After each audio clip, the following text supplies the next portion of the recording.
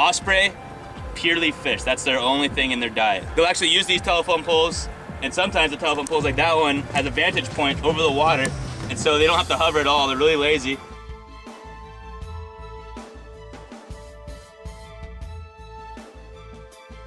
For oil exploration was in 1923, and it occurred right across the shopkeeper's road. You can go across, there's a little sign there. It says the first well ever drilled in 1923.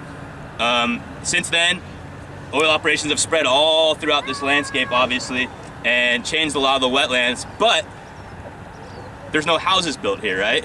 Probably because it was a very valuable oil operation. In total, there's probably about 300 wells in this area. It's called the Seal Beach Field.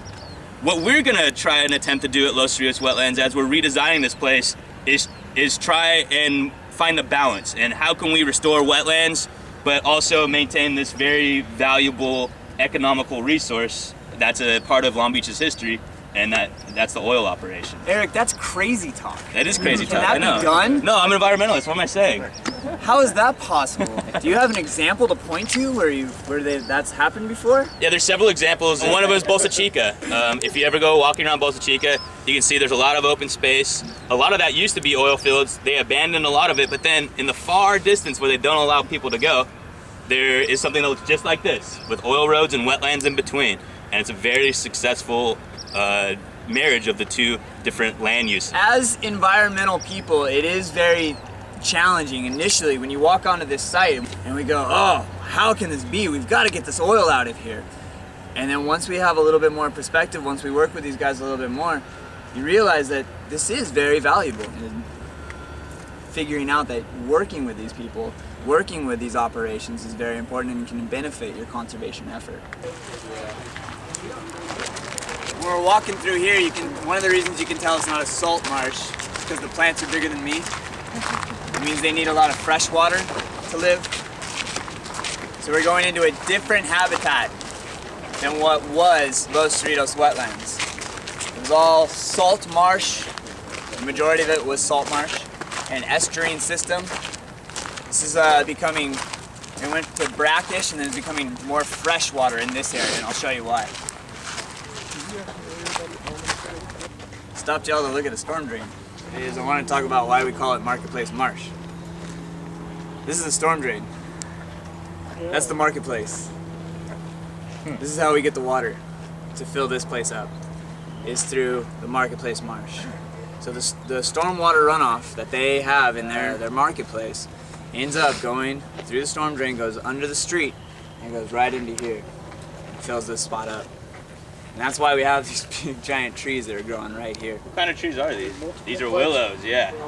So here, I don't know. One of the few places that we find willows, this is a black willow, and it's because of that amount of water that's coming in here.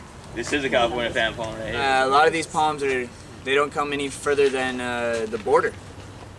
The other palm, the other Washingtonia, lives as far north as Palm Springs, and it's in the oases that are out there, and then in Joshua Tree.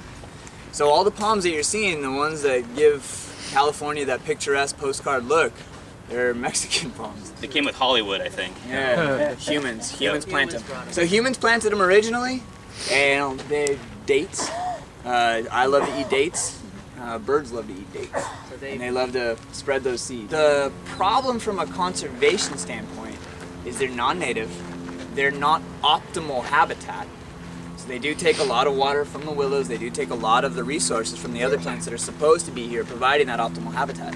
But they are a good habitat for the owls that Eric was talking about.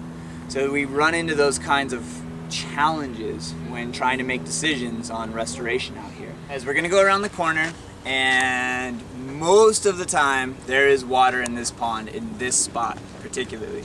That water brings birds. And so there's all kinds of fun birds that hang out in that water.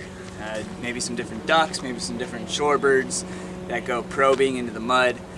So I want you guys to end up going first and keep an eye on the rushes and everything that's in there so that you can see the birds. I don't want to scare them off with my bright yellow t-shirt. Bone dry.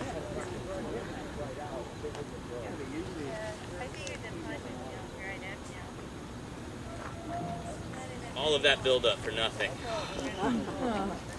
You wouldn't love some, you lose some. I can give you plants.